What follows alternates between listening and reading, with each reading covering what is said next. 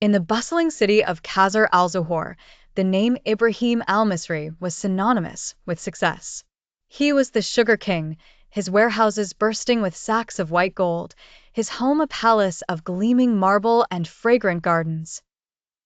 Ibrahim was not an evil man, he was a heedless one.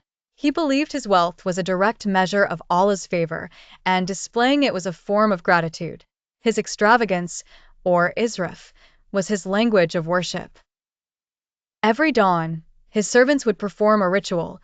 They would wash the vast courtyard of his mansion not with well water, but with precious rosewater, so that the very stones would smell sweet for his morning walk.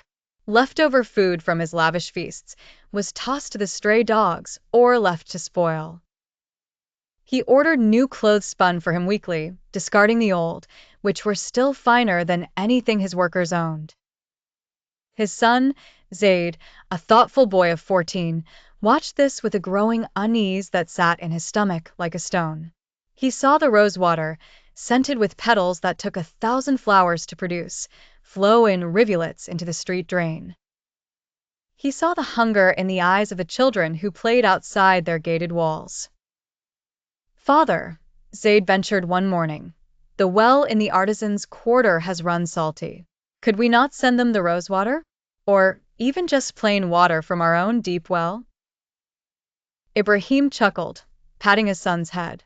"My boy, the rosewater is a blessing we enjoy. To give it away would be to show ingratitude. And our well is for our home. Every man's provision is written for him by Allah." The change began not with a thunderclap, but with a whisper. A strange, silent famine began to grip Qasr al-Zuhur. It was not a famine of food, but of barakah, blessing. The city had plenty, but it satisfied no one.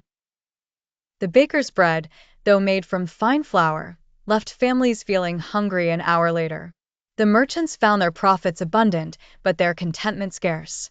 Arguments flared over trifles. A spiritual malaise settled over the city, a hunger of the soul. Ibrahim felt it too. His sugar began to clump in the warehouses, despite the dry air. His own meals, though exquisitely prepared, tasted like ash in his mouth. His sleep was filled with restless dreams of searching for water in a desert.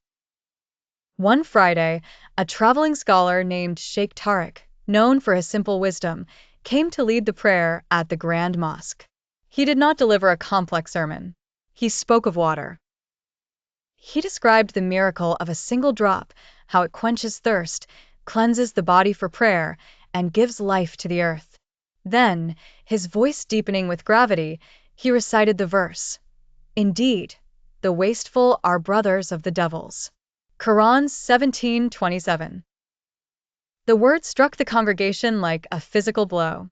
Brothers of the devils. It was not a gentle rebuke. It was a severe warning. The scholar continued, "Wastefulness, Israf, is not just about wealth. It is the arrogance of disregarding Allah's blessings. It is to take the gift of water and let it evaporate in the sun and gift of food and let it rot in the heat.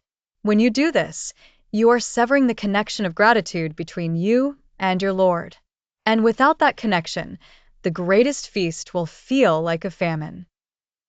Ibrahim shifted uncomfortably. The rosewater ritual, once a point of pride, now felt like a public shame.